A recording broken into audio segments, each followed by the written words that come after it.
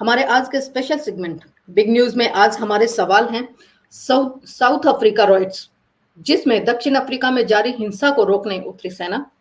यह भी जानेंगे कि क्यों भारतीयों को ही निशाना बना रहे हैं दंगाई, क्यों ताशकंद में अफगान राष्ट्रपति से भिड़े इमरान खान। साथ ही तालिबान के खतरे को देखते हुए पाकिस्तान ने अफगानिस्तान से लगता हुआ अपना मुख्य रास्ता क्यों किया है बंद। तेल को लेकर सऊदी अरब और यूएई में क्या है विवाद। इस तरह के तमाम सवालों पर चर्चा करने के लिए आज स्टूडियो में हमारे साथ मौजूद हैं डॉक्टर गुलरेज शेख, जो कि जियोपॉलिटिकल एनालिस्ट और डिफेंस एनालिस्ट है। डॉक्टर साहब, आपका हमारे शो में बहुत बहुत स्वागत है। धन्यवाद। जय हिंद, जय भारत। जय हिंद डॉक्टर साहब। डॉक्टर साहब, मेरा सबसे पहला सवाल तो आज यही है कि दक्षिण अफ्रीका में दंगे रोकने के लिए सेना मैदान में ऑलरेडी उतर चुकी है। कम से कम 13 लाख भारतीयों पर संकट है वहां पर, और गुप्ता बंदूक कौन है। इसी तरह के सवालों पर हम आपसे जानना चाहेंगे कि हकीकत क्या है, क्या वहां हो रहा है और किस तरह से स्थिति कंट्रोल में हो सकती है। देखिए मनु, जहां तक दक्षिण अफ्रीका का विषय है ना, पहले हमको बीमारी को समझना होगा, क्योंकि अभी जो हम देख रहे हैं ना, ये तो बीमारी के जो लक्षण आते हैं वो दिख रहे हैं। आप बीमारी की जड़ को समझो। और कुछ बातें जो मैं करूंगा हो सकता है कि कुछ व्यूअर्स को अच्छी नहीं लगे, क्योंकि दे आर पॉलिटिकली इनकरेक्ट। लेकिन हमारे बात करने का तो बात ही होती है ना कि भारत पॉलिटिकली भी मैच्योर हो और जो पॉलिटिकली भी मैच्योर हो, तो समझ को तो हमको डेप्थ में ले जानी पड़ेगी। देखिए, मैं ये देख रहा हूँ कि पिछले लगभग 3 दशक, 1994 था शायद, जब अपार्थाइड खत्म हुई और नेल्सन मंडेला को प्रेसिडेंट बनाया गया। तो नेल्सन मंडेला एक करिश्माई नेता थे, no doubt. He was a charismatic leader, और जिसकी वजह से जो बहुत सारी जो अलग अलग ब्लैक्स में ही ट्राइब्स हैं, उनके बीच में एक समन्वय था। हिंसा तकरीबन रुक चुकी थी क्योंकि उनका करिश्मा था वहां पर। लेकिन उनसे पहले, मतलब हम जब transition of power from white Boer people to Nelson Mandela blacks की अगर बात करें, तो उससे पहले भी इंटर ट्राइब रॉयट्स और कत्लेआम बहुत होता था वहां पर। हालांकि उसके लिए बार बार ये कहा जाता था कि ये तो जो वहां के गोरे हैं ना, सत्ता का हस्तांतरण नहीं हो, सत्ता के हस्तांतरण को रोकने के लिए जानबूझकर करवा रहे हैं। क्योंकि जो चाहे वो ज़ुलू हो या दूसरे जो ट्राइब्स हो, उनका एक इतिहास रहा है। इतिहास कब से रहा है हिंसा का?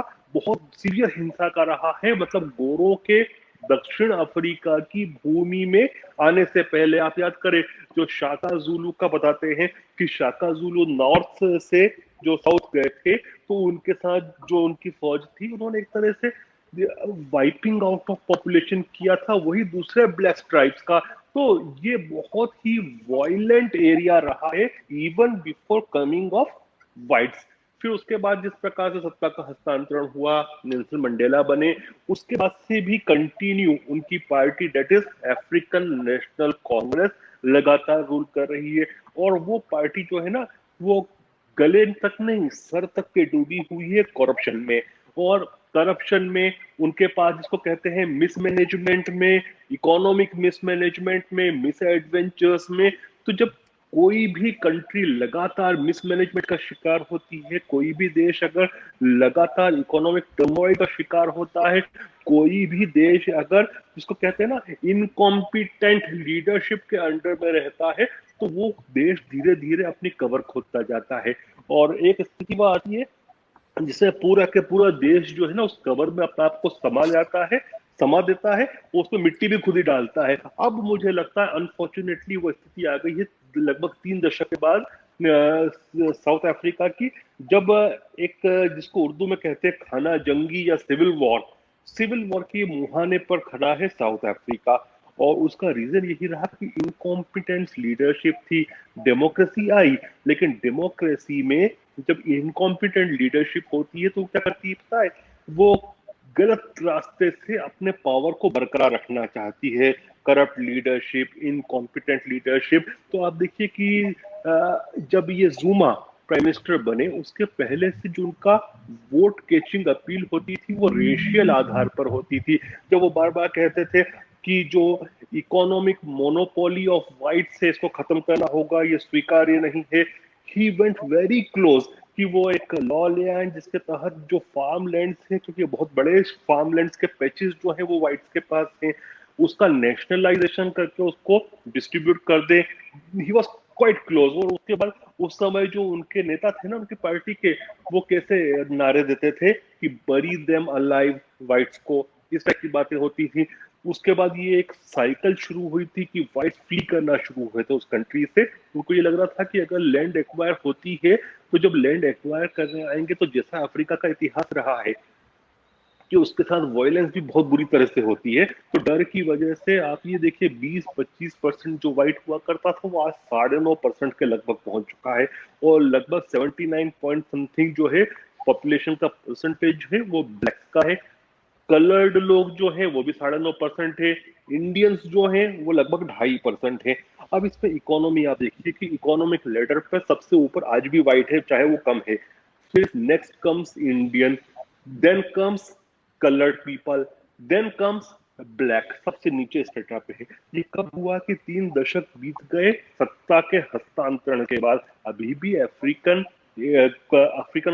नेशनल कांग्रेस के लीडर्स ही कहते हैं कि ढंग से सत्ता का हस्तांतरण नहीं हुआ है। अभी भी जो वाइट है वो एलिट है। डेफिनेटली उनके इलाके बहुत अच्छे हैं, डेफिनेटली उनकी इनकम बहुत अच्छी है, एजुकेशन का स्टैंडर्ड बहुत अच्छा है। आप थोड़ा सा साउथ अफ्रीका में टैलेंट पूल को देख लो, वो साउथ अफ्रीका की स्थिति क्या होगी ह्यूमन इंडेक्सेस पे। तो हमारे व्यूअर्स जो हैं उनमें से ज्यादातर क्रिकेट देखते होंगे।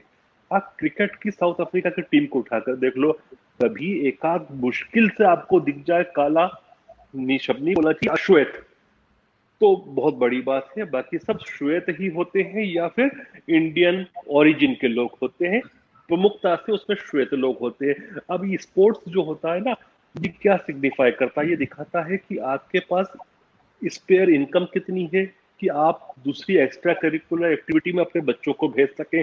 या तो आप बच्चे को शुरू से काम पे लगा देंगे, या फिर आपके पास इतना अर्थव्यवस्था है आपकी कि आपके बच्चों को दूसरे कामों में, दूसरी शारीरिक एक्टिविटीज में लगा सको, तभी वो स्पोर्ट्स में जाएगा ना, आगे बढ़ेगा। तो ये स्थिति है वहां पर ब्लैक्स की।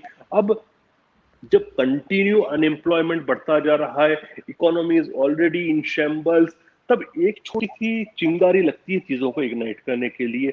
और जब आपने रेस का जहर घोल रखा है हर चीज में, जेकब जुमा और उनकी पार्टी रेशियल आधार के ऊपर वोट प्राप्त करते हैं कि 80% के लगभग तो अश्वेत लोग हैं जिनका वोट उनको रेस से डरा डरा कर, उनको ये बताकर कि पूरी इकोनॉमी पे गोरों ने कब्जा कर लिया है, इंडियंस ने कब्जा कर लिया है, कलर्ड लोगों ने कर लिया है, तो उनके मन में उनके खिलाफ एक भावनाओं को बना देना। तो ऐसे में क्या होता है, एक चिंगारी चाहिए। चिंगारी कहाँ आई? जेकब जुमा के खिलाफ कॉन्टेम्प्ट ऑफ कोर्ट था, क्योंकि करप्शन के चार्जेस की वजह से उनकी कुर्सी गई। उसके बाद जब कोर्ट ने उनको उपस्थित होने का कहा तो वो अपने आप को कोर्ट से ज्यादा समझते। अब आप सोचिए कि 2 बार का प्रेसिडेंट अगर कोर्ट का आदेश नहीं मानता है तो कोर्ट फिर कहती है कि आपको एक इंस्टीट्यूशन ने कहीं ना कहीं अपनी रीढ़ की हड्डी दिखाई और 15 महीने के लिए कॉन्टेम्प्ट ऑफ कोर्ट के नाम पर उनको जेल की सजा दे दी। अब जब जेल की सजा दी तो थोड़ा सा मैं आपको मैप दिखाऊंगा व्यूवर्स को, क्योंकि समझने इसके लिए जरूरी है। तो हुआ क्या कि इनका जो प्रांत है, खुद का नेटिव प्रांत है, जिसको कहते हैं क्वाजुलू नताल। ये देखिए आप, ये जो पीला पीला दिख रहा है ना येलो कलर का, ये है क्वाजुलू नताल प्रोविंस। ये जेकब जुमा का होम टर्फ है।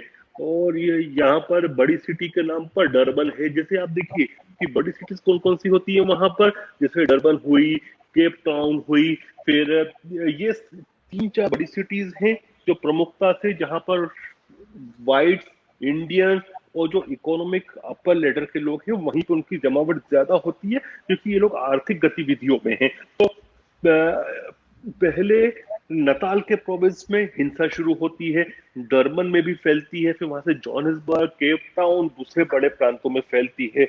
और रैमसोफा जो अभी वहां के प्रेसिडेंट है जेकब जुमा के बाद, उनका भी मुझे कोई हाथ अच्छा नहीं दिखता इसमें, क्योंकि अगर शुरू से ही इसको कंट्रोल करने के लिए आर्मी भेज देते तो ये इतनी आउट ऑफ कंट्रोल नहीं होती।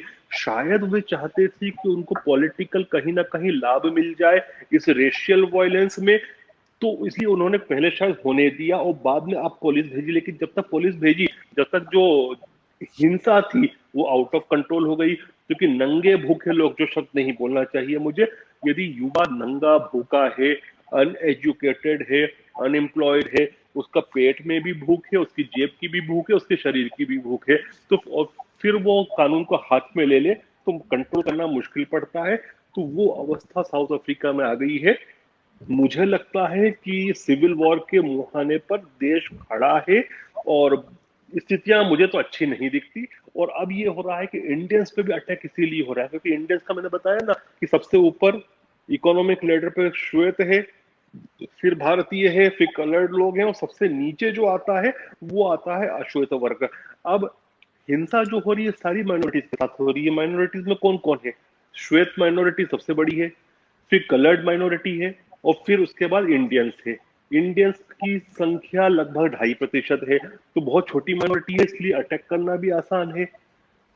श्वेतों पर भी हो रहा है लेकिन फिर भी वो 10% के 10.5% के करीब है। हालांकि उनपे भी अटैक हो रहा है, आगजनी हो रही है, लूट हो रही है और डेफिनेटली रेप भी हो रहा है क्योंकि जहां पर ये सब चीजें होती हैं विशेषकर अफ्रीका में तो वो भी साथ साथ चलती है चीजें। तो इंडियंस भी बेचारे डरे हुए हैं, गोरे भी डरे हुए हैं और ये सब मिसमैनेजमेंट ऑफ द स्टेट है। क्योंकि आप देखो कि जब अपार्थाइड बहुत खराब था, मैं मानता हूँ बहुत खराब था, उसको खत्म होना था, अच्छा हुआ वो खत्म हुआ। लेकिन जो वो वहां के वाइट बोर लोग थे वो ऐसे नहीं थे कि जैसे जापान ने जो मंचूरिया वाला चाइना का इलाका है जब उस पर कब्जा किया था तो जो भी इंडस्ट्रियल कॉम्प्लेक्सेस बनाए थे, जो डेवलपमेंट किए थे, जब रशिया ने उसको ऑक्यूपाई किया और जीत लिया द्वितीय विश्व युद्ध में तो सब कुछ लूट के वो रशिया ले गए। इन लोगों ने वैसा नहीं किया, जो भी डेवलपमेंट किया था वहीं पे छोड़ के गए। और you have to understand one thing कि साउथ अफ्रीका के जो मतलब ये जो क्रांति आई थी नस्ल भेद के खिलाफ, उसके पूर्व में भी जो इंडस्ट्रियल कॉम्प्लेक्स था वो फर्स्ट वर्ल्ड इंडस्ट्रियल कॉम्प्लेक्स था। आप देखिए क्योंकि वेपन इंडस्ट्री में प्रमुखता से rifle industry, anti mine weapon ये दुनिया भर में एक्सपोर्ट होते थे। लेकिन मिसमैनेजमेंट और इनकॉम्पिटेंस ऑफ गवर्नमेंट की वजह से आज साउथ अफ्रीका का नंबर कहीं नहीं आता वेपन एक्सपोर्ट में, दूसरी मैन्युफैक्चरिंग में। तो यदि ट्रांजिशन ऑफ पावर भी हुआ था, यदि सरकार इनकॉम्पिटेंट नहीं होती, sheer incompetence of south African specially African National Congress leadership right from first, मैं बोलता हूँ नेल्सन मंडेला करिश्माई नेता थे, लेकिन करिश्माई नेता होने का मतलब ये नहीं है कि मैनेजमेंट बहुत अच्छा कर ले, से लेकर रैमसोफा तक अभी तक आज जितना भी बसा था, जितना भी गोरों ने बनाया था उस सबको खत्म कर लिया। अब देखिए ना कि ऐसी ही स्थिति थी बोट्सवाना की। बोट्सवाना भी पास में ही है, लेकिन बोट्सवाना ने कभी भी ये सब नहीं किया कि हम अभी भी ये जो गोरों ने किया था उसकी वजह से पिछड़े हुए हैं, या फिर ऐसी बातें नहीं कि लैंड ऑक्यूपाई कर लेंगे और फिर सोशलिज्म ले आएंगे और बांट देंगे, इस तरह की बातें नहीं की। तो बोट्सवाना आज शायद सेकंड या थर्ड सबसे ज्यादा पर कैपिटा इनकम वाली African country, it's a very rich country. तो साउथ अफ्रीका जो है ना इट्स गोइंग द जिम्बाब्वे वे और इवन वर्स देन दैट। तो उसमें हिंदुस्तानियों पे भी हमले हो रहे हैं, गोरों पे भी हो रहे हैं, दूसरी माइनॉरिटीज पे भी हो रहे हैं। डॉक्टर साहब, इस सवाल के हवाले से ये बात क्लियर कट नजर आती है कि देखिए जो साउथ अफ्रीका के असली हकदार जो लोग हैं, जो नेटिव लोग हैं, वो कहीं ना कहीं उन्हें रिसोर्सेज से दूर रखा गया। इसे रेसिज्म की बात पे हम कह सकते हैं या इकोनॉमिक आधार पर कह सकते हैं, जिस तरह से भी। तो इस तरह के रिवोल्ट तो होना यकीनन था, चाहिए कभी भी होता। नहीं, जी नहीं, 3 दशक से अफ्रीकन प्राइम मिनिस्टर है, अफ्रीकन नेशनल प्रेसिडेंट है, अफ्रीकन नेशनल कांग्रेस सत्तारूढ़ है, उसके बाद भी आप कह रहे हो कि ट्रांजैक्शन नहीं हो पाया। मैडम पूरा ट्रांजैक्शन हो चुका है, लेकिन ट्रांजैक्शन जो जो हुआ है मानना पड़ेगा कि इनकॉम्पिटेंट लोगों के हाथों हुआ है। साउथ अफ्रीका अपने आप को इतने समय से प्रोजेक्ट करता रहा कि it's rainbow like of nation, और यहाँ पर गोरे भी हैं और यहाँ पर काले भी हैं, यहाँ हिंदुस्तानी भी हैं, यहाँ की कैबिनेट देखो उसमें सब कलर के लोग हैं, फर्स्ट एलजीबीटी भी ले लिए हैं, ये सब गे भी ले लिए हैं। ये सब करने से एक you can get a very positive press, but you don't get positive results until and unless you show management caliber, management capabilities and competence. Incompetent leadership के हाथ में देश इतने सालों से रहा, ट्रांजेक्शन ऑफ पावर पूरा हो चुका है। वाइट जो 20 से 25% था डर के भाग गया है, 9% के आसपास बचा है, अपनी जमीनें बेच के गया है। अब जो है उसका ठीकरा अगर आप व्हाइट्स के सर पे फोड़ दो कि ये क्यों पढ़े लिखे हैं, ये क्यों आर्थिक रूप से उन्नत है, विकासशील है। देखो भारतीय भी वहां पर आर्थिक रूप से उन्नत है क्योंकि भारतीय भी मेहनत करता है, गोरा मेहनत करता है। आप आयरलैंड में रहते हो, आप देखते हो कि गोरा टाइम का बिल्कुल टाइम टेबल का पंक्चुअल होता है। वो ऑफिस जाता है अगर 10 से 5 तक, तो 10 से 5 तक केवल काम करता है, वो कोई बातें नहीं करता। सच है। तो इनकॉम्पिटेंस को आप गोरों के मत्थे मार दो, ये गलत है। डेफिनेटली वहां पर ट्रांजिशन ऑफ पावर हो चुका है, 30 साल के लगभग लगभग हो गए, थोड़ा कम हुआ, 27 साल के आसपास हुए। 27 साल में भी अगर आप कह रहे हो कि जो अश्वेत लोग हैं उनको रिसोर्सेज से दूर रखा गया और जो उनकी रिसोर्सेज का एक्सट्रैक्शन चाहे वो गोरे कर रहे हो, भारतीय कर रहे हो या कलर्ड पीपल कर रहे हो, तो ये ऐसी बात है कि आप चूरन की तरह बेच सकते हो अपनी उस आवाम को जो पढ़ी लिखी नहीं है, अनपढ़ है। लेकिन कोई भी पढ़ा लिखा आदमी जो डेप्थ रखता है उस चीज कैसे मानेगा जब पावर आपके पास है स्टेट का पूरा। जी, यहाँ पर यही यही सवाल निकल कर आता है डॉक्टर साहब कि एक्चुअली जो रियल नेटिव हैं वो ये प्रोपेगेट करना चाहते हैं कि उनकी वजह से हम स्प्रेस हैं, बट हकीकत में स्प्रेस तो है ही नहीं। ये अलग बात है कि उनकी लीडरशिप की जो जिम्मेदारियां थी वो उन्होंने नहीं निभाई, ईमानदारी से लेक नहीं ऑफ निभाई। Talent and corruption. जी, क्या होता है मनु, लेक ऑफ टैलेंट हो उसके साथ करप्शन हो, तो it's a very fatal deadly combination, it has to implode and now things are imploding. बिल्कुल। डॉक्टर साहब, अगला सवाल मेरा ये है कि वहां के जो अभी दक्षिण अफ्रीका के जुलू राजा है उन्होंने स्पेसिफिक ये कहा है कि भारतवंशियों के खिलाफ हिंसा की रोकने की अपील की है। आपको लगता है इस तरह का कुछ असर होगा, क्योंकि सिस्टम में तो वही लोग बैठे हुए हैं। अच्छा, एक बताओ, फसा ने भी ये बात कही है, वो क्या बोलेगा इंटरनेशनल मीडिया के सामने? क्या ये बोलेगा कि खूब हिंसा करो? जी। देखो, भारत का दबाव भी है, जयशंकर जी ने भी वहां के विदेश मंत्री से बात की है। कोई ये भी कह सकता है आपकी सरकार क्या कर रही है। देखिए, सरकार या तो फिर ये है कि पूरे के पूरा मिशन चलाए कि उन लोगों को हिंदुस्तान ले आए, एक तरीका वो होता है। लेकिन आप ये मत भूलिए कि 13 लाख से ज्यादा लोग हैं। हमने इस प्रकार के जो मिशन चलाए, हमने कुवैत में चलाए थे, हमने इराक में चलाए थे, हमने यमन में चलाए थे। लेकिन वहां जो लोग थे वो मुट्ठी भर लोग थे, प्लस वो डिस्टेंस कम था, प्लस इन कंट्रीज में उन लोगों की खुद की प्रॉपर्टीज नहीं थी। दे वेंट फॉर वर्क, कि वो मंथली वेज अर्नर्स थे ज्यादातर। उसमें भी जो बहुतायत थे वो लेबर थी, जिसको जेब में जो पैसा है वो रखना है, थोड़ी बहुत जो ज्वेलरी है वो रखनी है, कोई कपड़े बांधने हैं, चले तो वो हो सकता है। लेकिन ये बेचारे जो भारतीय हैं वहां पर, ये 200-200 साल से वहां पर हैं। इनके घर हैं, इनके रेस्टोरेंट्स हैं, इनके मॉल्स हैं, इनके इंस्टीट्यूशन हैं। आप इनको एकदम से उठा के नहीं ला सकते। लाना आसान है। क्यों आसान है? अगर आप ये सोचिए कि सिविल वॉर बहुत ज्यादा बढ़ती है और सरकार वहां की कंट्रोल नहीं कर पाती है, तो फिर तो ऐसा मिशन चलाना पड़ेगा। और लाना आसान क्यों होगा? क्योंकि जो ईस्ट लंदन हुआ या फिर डरबन हुआ या केप टाउन हुआ, ज्यादातर भारतीय ऐसी जगह पर रहते हैं जो बिग टाउन्स होते हैं, जो अर्बन इकोनॉमिक सेंटर होते हैं।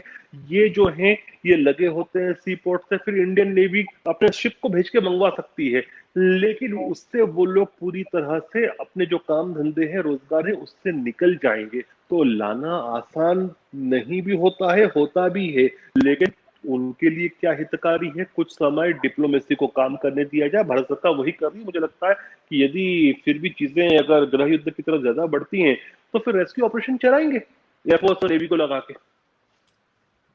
बिल्कुल, आपने ठीक कहा डॉक्टर साहब, क्योंकि जब जनरेशंस टू जनरेशंस एक धरती पर सर्वाइव करती हैं, तो वहां पर उनका सिर्फ वो एनआरआईज की तरह नहीं है कि कुछ साल पहले गए और उसके बाद वापसी की वही बात है। संभावनाएं हो। सबका अपना रोजगार है, घर परिवार है, सब कुछ है, पीढ़ियां हैं वहां पर, तो इतना आसान नहीं है। यू लुक एट बस द यही है एग्जांपल कि ऑफ युगांडा ना। युगांडा में देखो किस तरह से जो अप्रूट हुए थे, कितने परेशान हुए थे। जी, हालांकि युगांडा में there was no civil war, बिल्कुल। वो उसके पागलपन था बावजूद जी, डिक्टेटर का। उसके पागलपन भी बावजूद नहीं था। लीव नहीं किया गया था। ये वो भी इनकॉम्पिटेंस था मनु। वो इनकॉम्पिटेंस था, जिसपे इनकॉम्पिटेंट लीडर के पास जब पैसा नहीं था, तो इन लोगों की जो संपत्तियां हैं उसको नेशनलाइज कर दो। इनकॉम्पिटेंस था।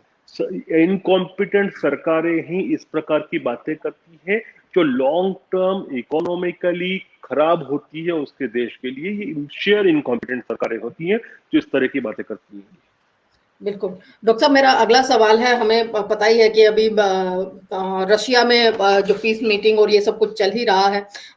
अभी हाल ही में पाकिस्तान, कल सैटरडे है, तो कल एक तरह से अफ़गानिस्तान शांति सम्मेलन की मेज़बानी करेगा भारत। नहीं, पाकिस्तान, हम्म। सॉरी माफ़ कीजिएगा, पाकिस्तान अफ़गान शांति सम्मेलन की मेज़बानी करेगा, लेकिन उसमें अफ़गानिस्तान ने कहा है, अभी तक कोई कन्फर्मेशन नहीं दिया है वो पार्टिसिपेट करेगा या नहीं। तालिबान ने क्लियर कट ना कर दिया है कि हम पाकिस्तान में पहले ही काफी सारी मीटिंग्स कर चुके हैं, इस तरह के सम्मेलन में भाग लेने का कोई मतलब नहीं बनता है। तो आपको क्या लगता है कि इस सम्मेलन का क्या रिजल्ट निकल कर आएगा? कल कल ही है ये? देखो क्या है कि कोई हो सकता है ज्वाइन कर भी ले, क्वेटा से उनकी लीडरशिप आ जाए, जो तालिबान के बहुत सारे लीडर्स तो वहाँ क्वेटा में भी बैठे हैं, कोई ऑनलाइन भी ज्वाइन कर ले। देखो मेरा ये मत है कि पाकिस्तान के हाथ में बहुत कुछ है भी सही, लेकिन नहीं भी है। अब जो मूल रिमोट कंट्रोल है ना तालिबान का, वो चीन और रशिया के हाथ में है। पाकिस्तान उस कैपेसिटी में नहीं है जो वो 2002 के पहले डिक्टेट करने की कैपेसिटी में रहता था तालिबान को, क्योंकि ये तालिबान जो है ये इंटरनेशनलाइज कहीं ना कहीं हो गया है चाइना की वजह से। प्रमुखता से आप ये कह सकते हो अमेरिका की बेवकूफियों की वजह से, क्योंकि अमेरिका ने भी उसको इंटरनेशनलाइज किया और फिर रही कहीं कसर जो थी वो चीन ने पूरी कर दी। आप ये देखिए ना कि चीन अब यदि जो बात कर रहा है कि जो उनका कॉरिडोर है, बकान कॉरिडोर, जो अफगानिस्तान को शिनजियांग से कनेक्ट करता है, वहां सड़कें बनाने की बात कर रहा है। अफगान तालिबान जो है वो कह रहे हैं कि शिनजियांग के जो सेपरेटिस्ट है वो उग्रवादी हैं, वो चाइना दोस्त है। आप समझिए कि क्या अब ये तालिबान एक तरह से शी जिनपिंग का नया अवतार है। बिल्कुल, तो मतलब ये चाइना तालिबान है डॉक्टर साहब। ये चाइनीज तालिबान कह सकते हो, लेकिन एक बात है कि देखिए अफगानिस्तान की धरती पे कोई भी देश पूरी तरह से कब्जा नहीं कर सकता। वो आता अपनी मर्जी से है, जाता अफगानियों की मर्जी से है। ये इतिहास ने दिखाया, आपको इतिहास को समझना पड़ेगा। लेकिन चाइना जिस प्रकार से करता है ना, चाइना ट्रूप्स भेज के काम नहीं करता है। आप बिल्कुल। समझिए कि चाइना की रणनीति फेल्ड स्टेट्स में बहुत अच्छी कारगर साबित होती है। China works excellent in the failed states. वो वॉरलॉर्ड्स को पालता है, उनसे पार्टनरशिप करता है, कमाता खाता है, अपनी जहां पर स्ट्रेटेजिक पॉइंट चाहता है वो ले लेता है। वही अफगानिस्तान में होने वाला है। और sorry to say Russia is also there with Taliban. ये तो एक तरह से ये भी कहा जा सकता है डॉक्टर साहब, ये इकोनॉमिक आतंकवाद हो गया फिर, लेकिन बहुत साइलेंट है। देखो P5 में से P2 तो उधर ही है। जी। जब P2 उसको रिकॉग्नाइज कर रहा है, आप ये देखो ना कि रशिया और चाइना अगर किसी को रिकॉग्नाइज कर रहे हैं कंट्री को, तो फिर एक बहुत बड़ा बल्क ऑफ कंट्रीज होंगी जो उसको रिकॉग्नाइज करेगी। अभी जो यूके के, यूनाइटेड किंगडम के डिफेंस सेक्रेटरी का कुछ दिनों पहले बयान आया कि we are ready to work with Taliban. अब इससे ज्यादा क्या आप लोगे? ठीक बात है। यूरोप से कम से कम यूके की तरफ से जब ये फीडबैक आया तो बाकी। यूरोप की बात मत करो Manu. Europe is see I say 1/3 of European Union countries are part of 16+1 initiative of China. 1/3, लगभग 9 या 10, एग्जैक्ट काउंट भूल रहा हूं मैं, क्योंकि लिथुआनिया हटा है उससे, तो शायद 10 की जगह 9 हो गए हैं। तो 16+1 जो प्लेटफॉर्म है चाइना का, उसमें 1/3 यूरोपियन यूनियन की कंट्रीज है। तो Europe is all sold out. Germany will never act and never let European Union act against China. सही तो कहा आपने। यूरोपियंस की बात मत करो, इट्स अ यूरोपियन डिसयूनियन। ऐसे इट्स नॉट बिल्कुल। An European union, it's European disunion. आप देखो ना हंगेरी पूरे का पूरा चीन की गोद में बैठ चुका है, क्योंकि जब तक विक्टर ऑर्बन रहेगा वहां पर, वो ऐसे ही शासकों के साथ काम कर सकता है। देखो विक्टर ऑर्बन को पैसा चाहिए, अपने लोगों को लॉलीपॉप चुसाना है। पैसा कहां से आएगा? वो चीन उसको डिस्पेंसेबल दे सकता है। प्लस जब वेस्टर्न यूरोप की बात करो तो इंग्लैंड और फ्रांस जैसी कंट्री, इंक्लूडिंग आयरलैंड की भी बात करें, तो विक्टर ऑर्बन को पसंद नहीं करेगी, हम भी पसंद नहीं करेंगे। वो भी एक डिक्टेटर है, हंगरी का जो प्रेसिडेंट है, and he is in European union. तो उसकी बड़ी अच्छी साठगांठ बन रही है शी जिनपिंग के साथ और चीन के साथ। तो वो थोड़ा बहुत कभी कभी एंटी डायलॉग बोलेगा, स्टेटमेंट देगा, लेकिन when it comes to acting वो सब रोक देंगे यूरोपियन यूनियन को। तो ईयू से और यूरोप से आप कुछ भी अपेक्षा मत करो। जब ब्रिटेन बोल रहा है, जब which is not a part of European union now, तो फिर समझो कि कितने। डॉक्टर साहब आपकी आवाज नहीं आ रही। अभी आ रही है आपको? जी जी अब आई है बिल्कुल। जब ग्रेट ब्रिटेन जैसा कंट्री, क्लियर है आवाज? जी अब क्लियर है बिल्कुल। हाँ, जब ग्रेट ब्रिटेन जैसा country which is no longer a part of the European disunion, union नहीं बोलूंगा, डिसयूनियन, वो भी उसका यदि डिफेंस सेक्रेटरी कहता है, तो आप सोचो कि कितने लोग हैं वेस्टर्न कैपिटल्स में जो कॉम्प्रोमाइज हो सकते हैं चाइना के साथ। मैं एक बात और कहता हूँ, हमारे कुछ व्यूअर्स हमको देखते होंगे डेफिनेटली यूनाइटेड स्टेट्स में। मैं एक होमवर्क दे रहा हूँ, आपके भी माइंड को थोड़ा सा, जिसको कहते हैं ना, उबाल देगा वो। आपकी जो बड़े बड़े कंपनीज हैं उसको देखो, चाइनीज कंपनीज जो यूनाइटेड स्टेट्स में हैं, और उनमें कितने बोर्ड ऑफ डायरेक्टर आपके सेनेट मैन और सेनेट वुमेन या फिर कांग्रेस मैन और कांग्रेस वुमेन हैं जो Chinese companies operating in United states उसके बोर्ड मेंबर्स हैं। और ये बोर्ड मेंबर्स पैसे दे के बनाए जाते हैं, और फिर लॉबिंग होती है उस हिसाब से। और उसमें अगर सेनेटर्स उसके बोर्ड में है चीन के, कांग्रेस मैन और कांग्रेस वुमेन है, तो आप सोचो कि फिर लिप सर्विस तो खूब होगी, रेटोरिक खूब होगा, एक्ट नहीं होता है।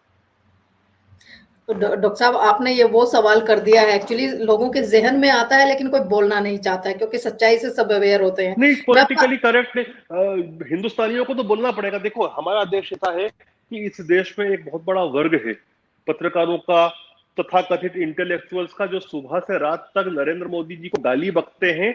उनकी सुबह उससे शुरू होती है और उनकी शाम उससे खत्म होती है, लेकिन उसके बावजूद भी वो स्वतंत्रता से बोल सकते हैं।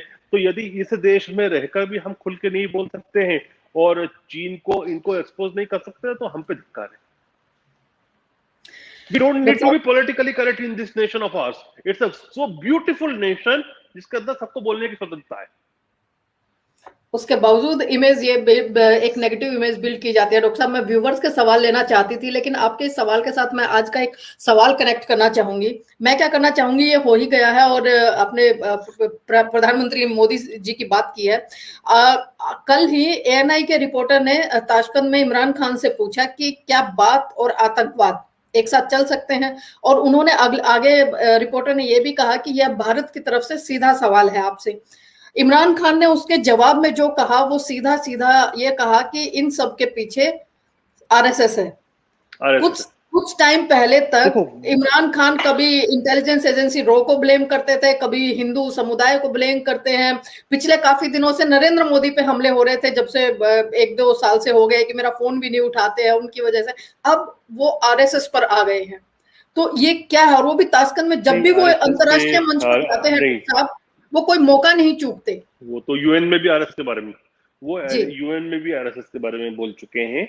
देखिए, जो बात जैकब जुमा के लिए, अफ्रीकन नेशनल कांग्रेस के लिए है कि अपने इनकॉम्पिटेंस को ढकने के लिए किसी और के ऊपर आप चीजें डाल दो, यही चीज कर रहा है इमरान खान। वहां पर भी बहुत बुरी स्थिति है, अर्थव्यवस्था जो है वो गर्क में पहुंच चुकी है, फॉरेन कंट्रीज का इतना इन्वॉल्वमेंट हो चुका है, चाइना ने ऑक्टोपस की तरह उसको जकड़ लिया है। तो किसी ना किसी के ऊपर अपना इनकॉम्पिटेंस जो होता है उसको डाला जाता है।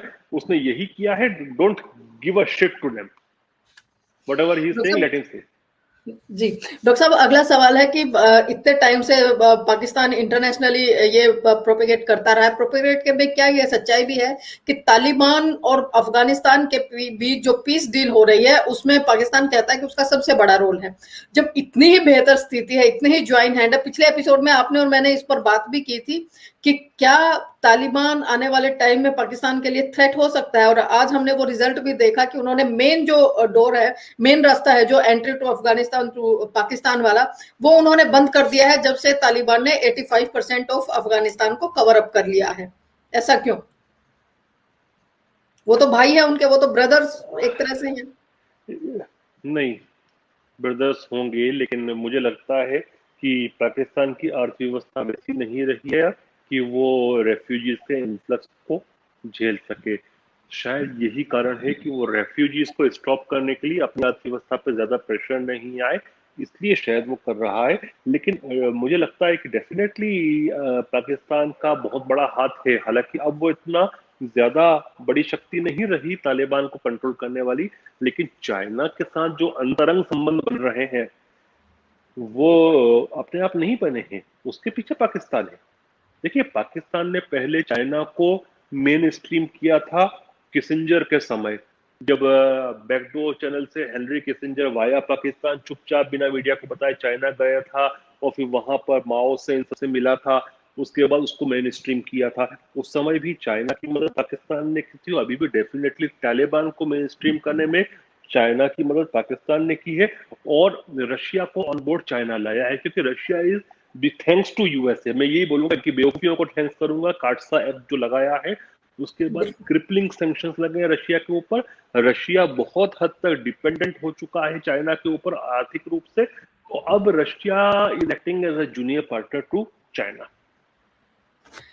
डॉक्टर साहब, बिल्कुल, इसीलिए शायद वो कहते हैं कि आयरन ब्रदर हैं वो, उनके एक तरह से, और ये बैकहैंड की स्टोरी हमेशा ही चलती रहती है। मैं अपना अगला सवाल लूं उससे पहले मैं एक दो व्यूवर्स के आपसे सवाल ले लेना चाहूंगी। साइलेंट बॉन्ग करके व्यूअर हैं हमारे, वो कहते हैं, ma'am why do Indians always run away and leave the land, why can not 1.3 million South African mobilise and start a protest movement? जी डॉक्टर साहब। No, do you want them to be massacred and raped? पता है, south Africa दुनिया की सबसे ज्यादा violent countries में से है, लेकिन क्या है कि प्रेस उसको नहीं दिखाता, क्योंकि उसके खिलाफ बोलना, क्योंकि वो नस्ल भेद के कानून से निकल के बाहर उभरा, तो वो पॉलिटिकली इनकरेक्ट होता है।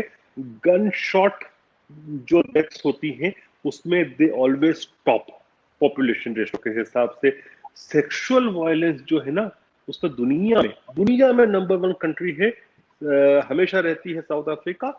सेकंड नंबर पर स्वीडन आती है, लेकिन स्वीडन जो आता है उसका दूसरे कारण होते हैं, क्योंकि दैट गाय, जैसे वहां के रूल्स बड़े स्ट्रिक्ट है। जूलियट असांजे जिसने विकीलीक्स किया था और अमेरिका उसको चाहता है अरेस्ट करना, उसके ऊपर भी रेप का केस था। वो क्यों था? लेकिन वो he did a consent sex with a lady but he didn't use condom, तो वहां तक के वो उसमें वो रेप के उसमें आ रहा है। लेकिन साउथ अफ्रीका में लीगली जब तक के रेप वायलेंट नहीं हो और जब तक उसका मेडिकल में वायलेंस नहीं दिखे, ग्रीवियस इंजरीज नहीं दिखे, वो रेप माना ही नहीं जाता लीगली। उसके बाद भी नंबर 1 रहता है सेक्सुअल वायलेंस में। और यहां तक कि कोई लेडी अगर अकेले मोटरवे पे ड्राइव कर रही है, उसकी गाड़ी खराब हो जाए, तो आप मान के चलो साउथ अफ्रीका में शाम का टाइम है, तो वो पहले तो लूटी जाएगी, फिर उसकी इज्जत लूटी जाएगी, फिर उसको मार दिया जाएगा और गाड़ी ले जाई जाएगी। तो south Africa is a very dangerous place. These people, Indians, are just 2.5%. They cannot and they should not protest like that. वो बिजनेसमैन हैं, अगर हालात अच्छे नहीं होते हैं तो उनको इंडिया जाना चाहिए। 2.5% जनसंख्या 80% अश्वेतों के सामने कुछ नहीं कर सकती। इवन वाइट्स भी जो 10% है वो भी कुछ नहीं कर पाएंगे। बिल्कुल डॉक्टर साहब, मैं अगला सवाल भी ले लेती हूँ। साइलेंट बॉन्ग ही लिखते हैं, once Taliban takes over don't you think they will start attacking Kashmir once again like 90s?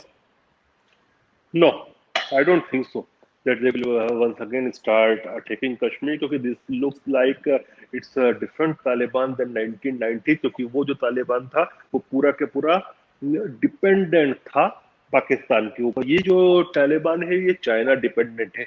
और यदि कश्मीर का राग वहां पर, अगर चाइना भी चाहेगा कि कश्मीर में कुछ ना कुछ हो, लेकिन उसका दूसरा रिप्रकशन आएगा कि बखान कॉरिडोर से ही चाइना की कनेक्टिविटी है पूरी अफगानिस्तान से, जैसे ट्रेड एंड कॉमर्स चलेगा।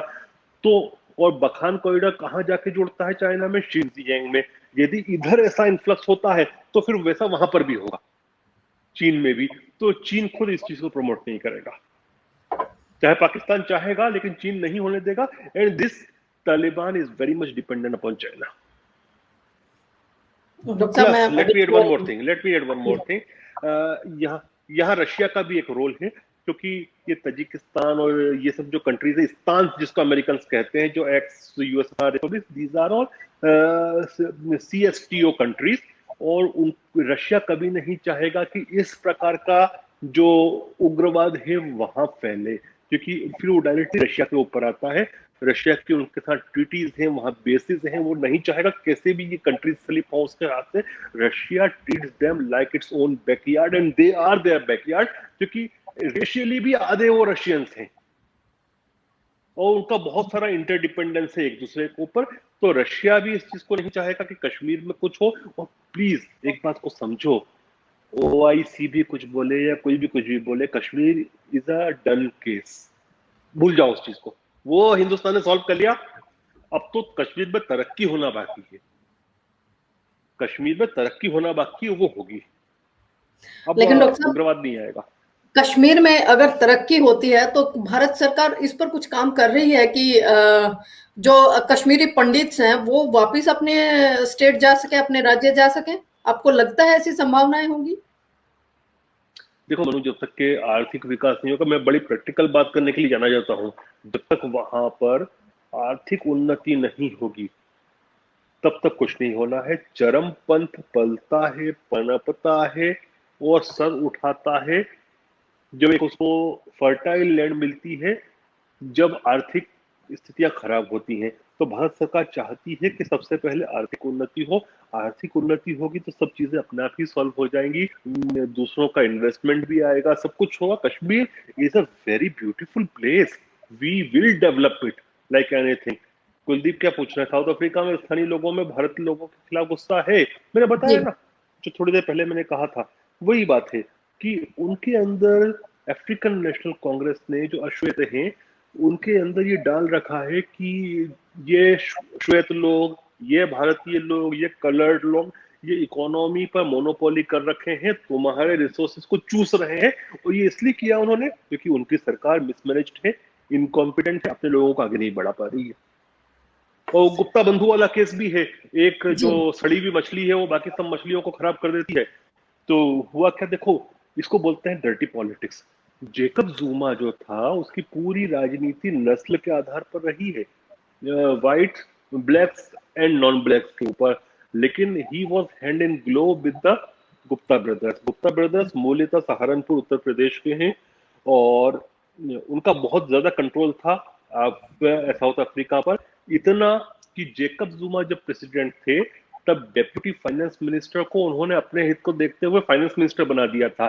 यहां तक ये कहा जाता था कि ये जेकब जुमा चाहे कुछ भी बाहर बोलता था, लेकिन उसकी पूरी कैबिनेट में कौन क्या करेगा ये डिसाइड करते थे गुप्ता ब्रदर्स। तो गुप्ता ब्रदर्स के ऊपर भी बहुत सारे केसेस है, फाइनेंशियल फ्रॉड के और ब्राइबरी के, इन सब चीजों के।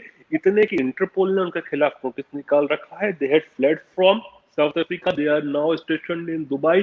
साउथ अफ्रीकन गवर्नमेंट कोशिश कर रही है कि प्रत्यार्पण करके उनको वापस साउथ अफ्रीका लाया जाए।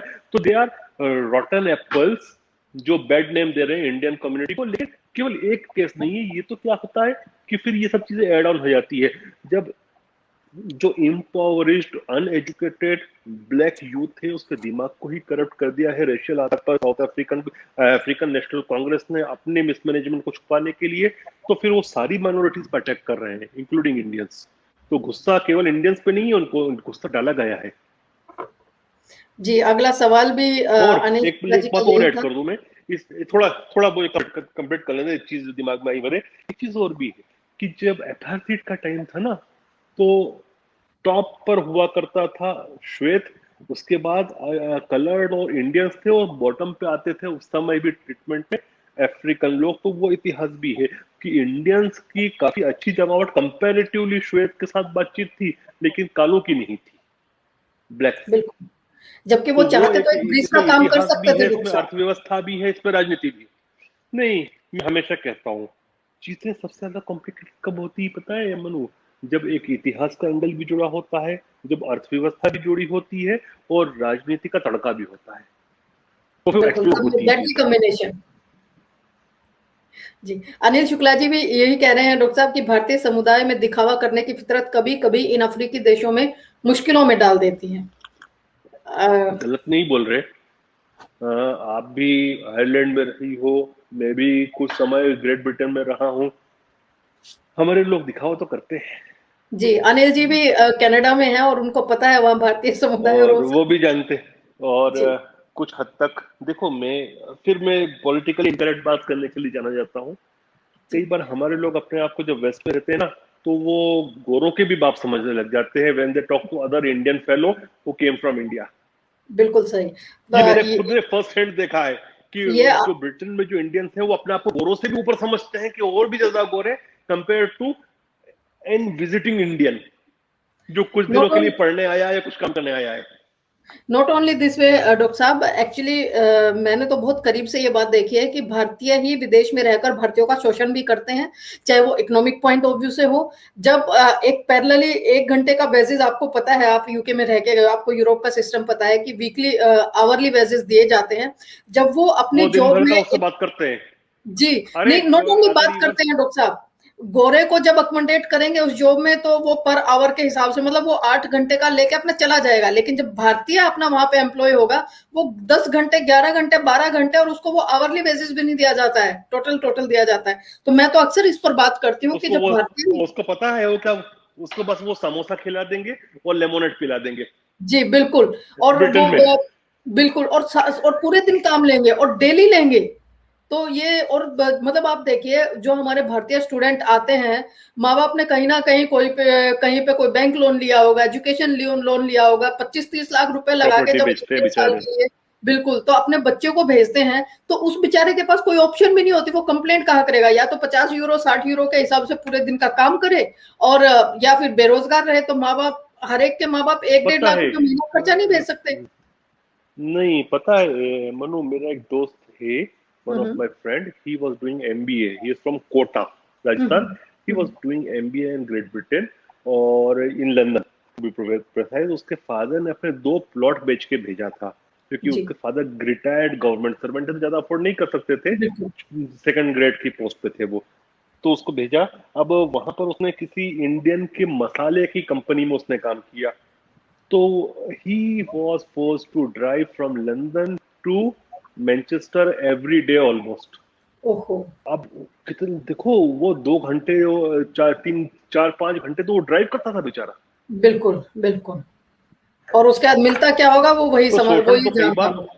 और गोरे भी करते हैं, गोरे भी करते हैं, तो ऐसा नहीं है कि वो अकेले नहीं, कर रहे हैं। लेकिन रेशो ये है कि देखिए, अब भारत से बाहर विदेशों में एक दूसरे का कौन, अपने ही लोग होते हैं, लेकिन अपने ही लोग यही करते हैं, क्यों? क्योंकि उसको थोड़ा सा ज्यादा बचाना है, वो थोड़े से अपने बेनिफिट में, अपने लाभ वाले जो बिजनेस में प्रॉफिट है उसमें से थोड़ा कॉम्प्रोमाइज भी तो कर सकता है।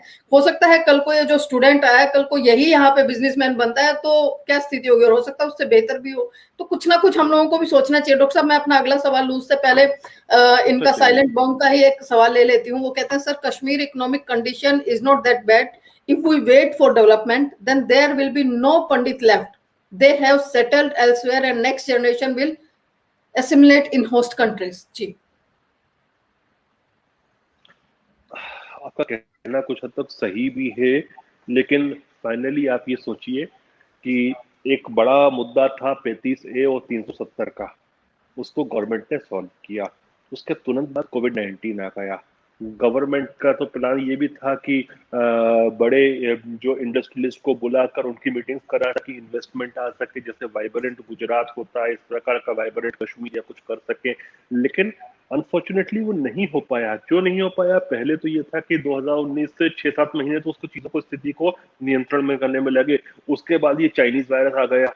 मुझे लगता है कि it will take some time, लेकिन बहुत टाइम नहीं लगेगा। कश्मीर मेन स्ट्रीम हो जाएगा, पहले एक बार वहां पर स्टेटहुड रिस्टोर हो जाए और डेवलपमेंट की पेस चालू हो, things will be settled down.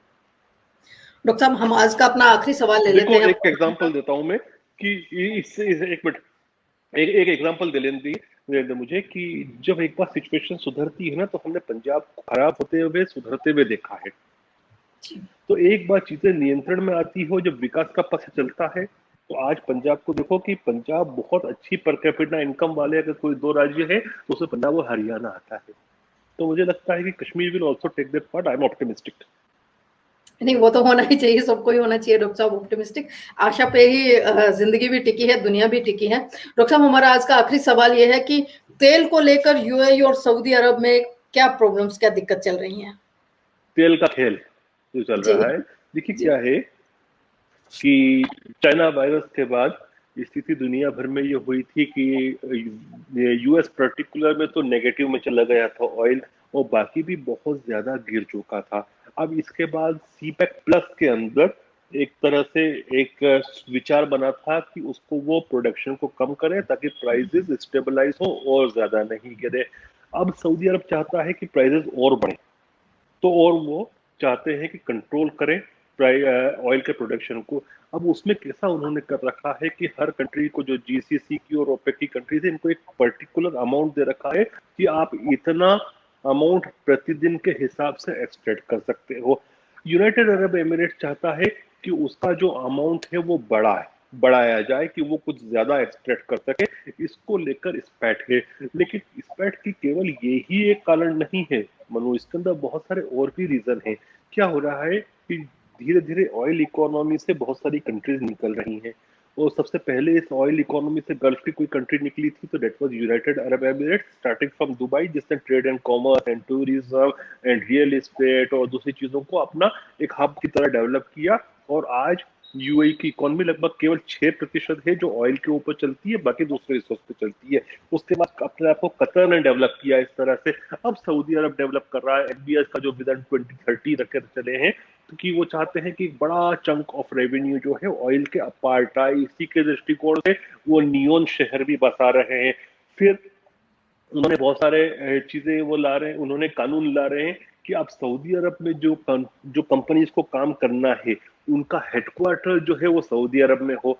अब उससे सीधे जो हर्ट होगा वो किसको होगा, वो दुबई को होगा इन पर्टिकुलर, क्योंकि जो कंपनीज अभी तक यूएई में और पर्टिकुलरली दुबई में अपने हेडक्वार्टर खोलती थी, अब उनको दूसरा जो अपना हेडक्वार्टर जो है वो सऊदी अरब में स्टार्ट करना होगा, तो दुबई वहां पर हिट होता है कहीं ना कहीं।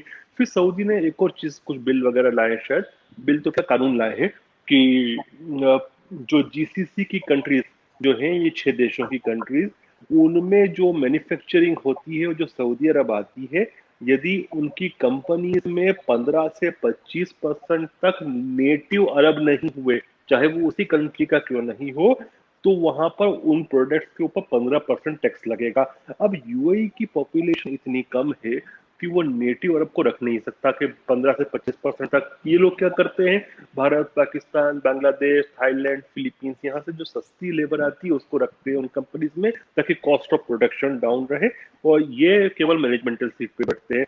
तो उसके ऊपर भी एक आपस में स्पैट आ रहा है। उसका कारण भी ये है कि सऊदी अरब शायद चाहता है कि अपने यहाँ लोकल मैन्युफैक्चरिंग हो। तो ये सब जो कारण है ना, और फिर जब से इसराइल से यूएई के अच्छे रिलेशन बने हैं, बहुत सारा वेस्टर्न जो मनी आना था, जो वेस्टर्न कंपनीज आ रही थी, वो अब यूएई में आ रही है। तो कहीं ना कहीं सऊदी को वो तकलीफ होती है कि वहां ज्यादा क्यों आ रहे हैं, क्योंकि वो भी अपने आप को अल्टरनेटिव इकोनॉमी बनाना चाहते हैं। तो वो अपना अपना राष्ट्रहित है जिसकी वजह से स्पैट हो रहे हैं। लेकिन मुझे नहीं लगता कि ये लंबे समय चलेगा, कहीं ना कहीं इनका सॉल्यूशन होंगे। क्यों होंगे?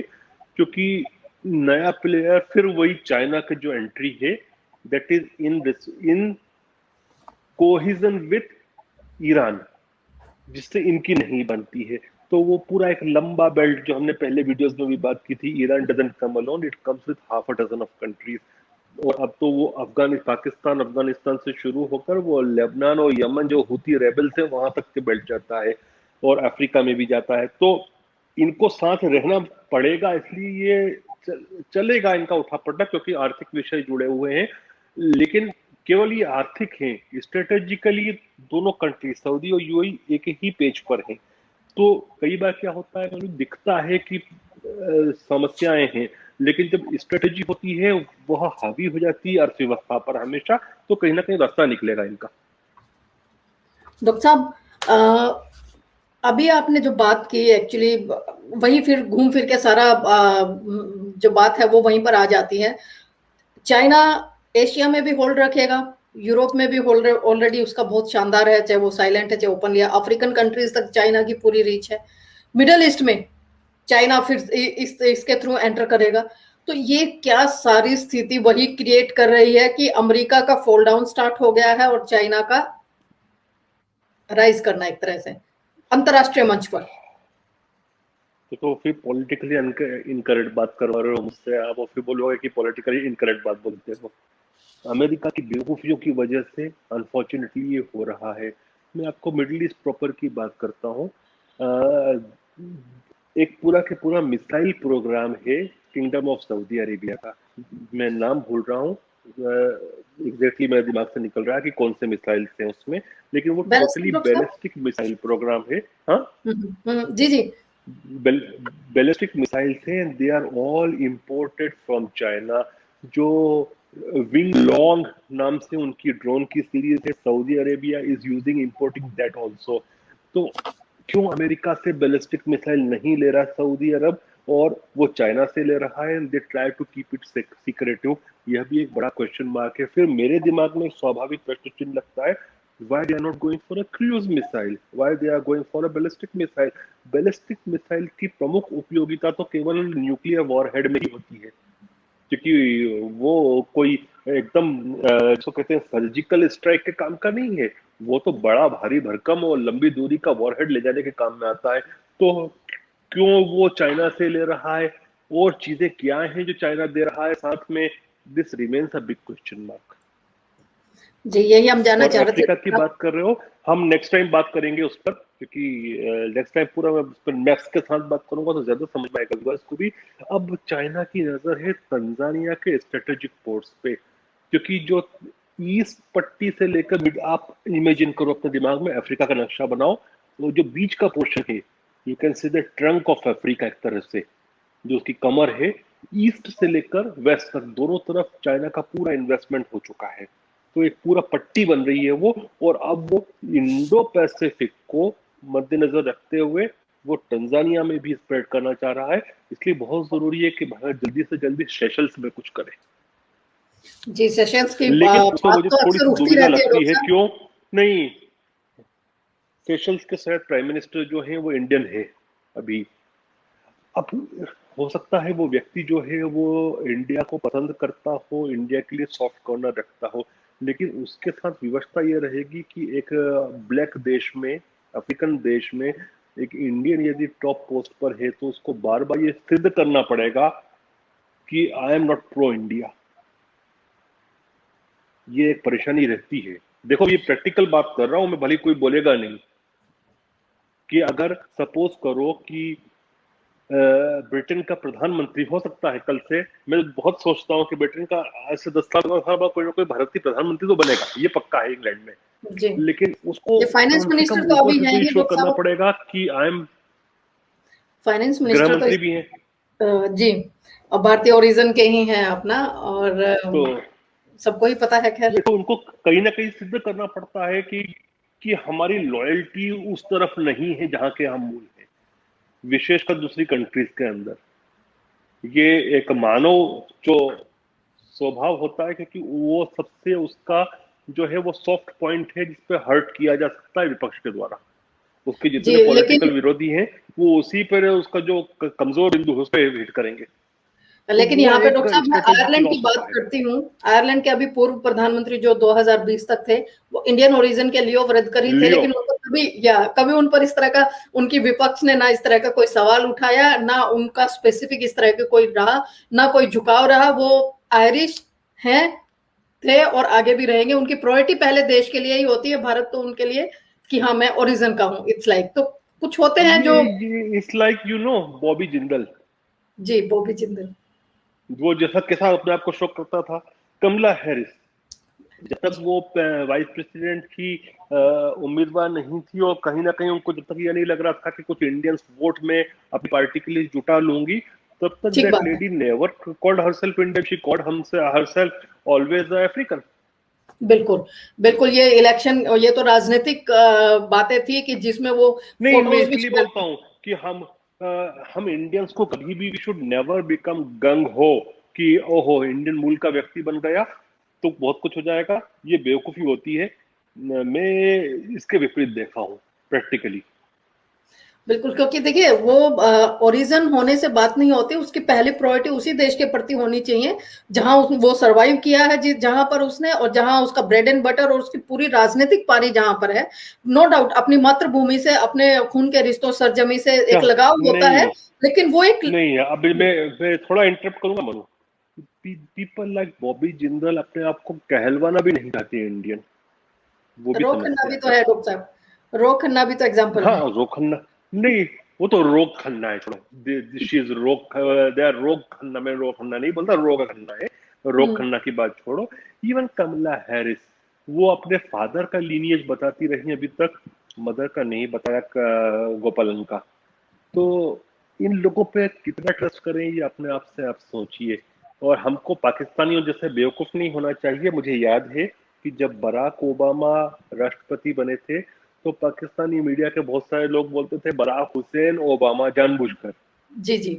लेकिन वो बराक हुसैन ओबामा ने सबसे ज्यादा ड्रोन हमले किए पाकिस्तान पर। तो ये बेवकूफियां हिंदुस्तानियों को तो नहीं करना चाहिए। मैं हमेशा कहता हूँ कि we have to be mature people, we have to be idea factory of the world. बस बिल्कुल, लादेन ले जाने वाली भी तो बराक हुसैन ओबामा ही थे डॉक्टर साहब और तो कोई नहीं लेके गया था अभी तक के लिए। तो तो मैं ठीक वही है। बोल रहा हूँ ना कि ये सब चीजें छोटी छोटी चीजें नहीं सोचना चाहिए। बिल्कुल। We have to go up and जो डिप्लोमेट जो प्रैक्टिकल चीज होती है उस पर बात करो धरातल पर। बिल्कुल, बहुत बहुत शुक्रिया डॉक्टर साहब। आज हमने जिन सवालों पर चर्चा की, दक्षिण अफ्रीका में जो स्थिति है इस वक्त और भारतीयों के खिलाफ जो एक तरह की हिंसा हो रही है उसकी सच्चाई हमने जानी डॉक्टर साहब आपके साथ। दूसरा, हमने सबसे अहम जो बात की वो चाइना तालिबान के हवाले से की, और जहां जहां से अमेरिका अपनी जगह खाली करता चला गया वहां वहां पे चाइना सुपर पावर के रूप में अपने आप को बढ़ाता ही चला गया, और ये गैप अब इतना बढ़ता चला जाएगा कि उसको काउंटर करना, और मुझे लगता है कहीं ना कहीं अमेरिका भी ये बात तो समझ चुका है, और यही वजह है कि ना तो अमेरिका ने अपने बिजनेस हित जो है वो चाइना के साथ आज तक तोड़े हैं। नो, जी। most of them are no. Most of the American leadership is compromised. Fortunately, Trump was not compromised with China. इसीलिए उन्हें सत्ता से हटना पड़ा, क्योंकि वहां पे भी तो इंटेलेक्चुअल लोग बैठे होते हैं ना डॉक्टर साहब। अब इंटेलेक्चुअल लोग देश के लिए क्या करते हैं वो तो अमेरिका जाने, हम भारत में खुद इसके भुक्तभोगी हैं। बहुत बहुत शुक्रिया डॉक्टर साहब आपका इंटेलेक्चुअली बैंकक्रप्ट लोग, इंटेलेक्चुअली बैंकक्रप्ट। वो ये बात नहीं मानते ना डॉक्टर साहब। आपने बैंकक्रप्ट ऐड किया, आपने सच्चाई ऐड की, लेकिन आपको भी हटा देंगे इसके बीच से डॉक्टर साहब, आप सब जानते ही हैं ये कि जहां अगेंस्ट टू भारत उन्हें कुछ कहना हो, वहीं उनकी इंटेलेक्चुअल जो माइंड है वो पूरा बिखर जाता है इन द सेंस कि वो कहते हैं कि हम ही हैं, हमारे हिसाब से ही भारत चलना चाहिए, हमने जो कहा वो आखिरी शब्द होने चाहिए। और अंतरराष्ट्रीय मंच पर उन लोगों की आवाज इसीलिए ज्यादा जाती है क्योंकि वो एक नेटवर्क बना हुआ है, नेक्सस हम जिसको कह सकते हैं, वो बना हुआ है। तो शायद हमें तो अपने देश के भीतर बहुत लड़ाइयां लड़नी है, अभी बाहर के तो मसले बहुत अलग हो जाते हैं, पर फिर भी एज ए जर्नलिस्ट हम लोगों को उन सब पे डिस्कशन करना होता है, सभी मुद्दों पर बात करनी होती है ताकि अपने व्यूअर्स को सच्चाई पता लग सके। बहुत बहुत शुक्रिया डॉक्टर साहब आपका। जय हिंद। जय हिंद डॉक्टर साहब। तो वर्ल्ड 360 विमानों में के आज के स्पेशल सेगमेंट बिग न्यूज में ये थे हमारे साथ डॉक्टर गुलरेज शेख, जिन्होंने बात की कि साउथ अफ्रीका में एक्चुअल स्थिति क्या है, भारतीयों को इस स्थिति तक कैसे क्यों पहुंचाया गया, कौन जिम्मेदार है।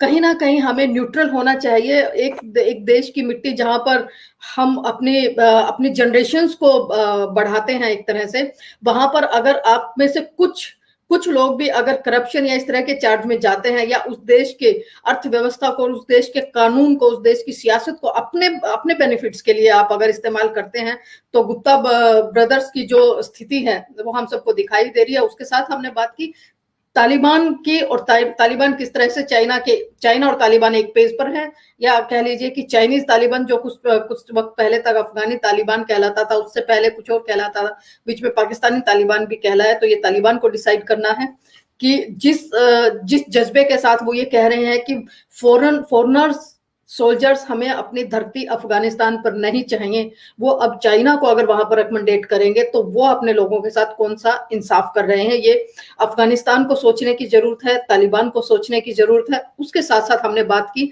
कि किस तरह से जहां जहां अमेरिका अपना सेक्शन छोड़ता जा रहा है, वहां वहां चाइना सुपर पावर बनते हुए अग्रसर होता हमें साफ नजर आ रहा है। और अब चाइना न केवल एशिया में, यूरोप में, अफ्रीका में और मिडल ईस्ट में सभी जगह पे बहुत साइलेंटली एक तरह से इकोनॉमिक आतंक के पॉइंट ऑफ व्यू कह लीजिए या अपनी पावर कह लीजिए, इकोनॉमिक पॉइंट ऑफ व्यू से स्ट्रांग होता जा रहा है। और आने वाले कुछ सालों में स्थिति ये भी हो सकती है कि इन सभी महाद्वीपों में एक तरह से चाइना का बहुत बड़ा होल्ड होगा। तो देखना यह है कि भारत किस तरह से काउंटर करता है और भारत की स्थिति को किस तरह से संभालता है। आज के प्रोग्राम में इतना ही, जल्द मुलाकात करते हैं नए गेस्ट और नए सब्जेक्ट के साथ। तब तक के लिए मुझे दीजिए इजाजत और आप बने रहिए वर्ल्ड 360 विद मानो के साथ।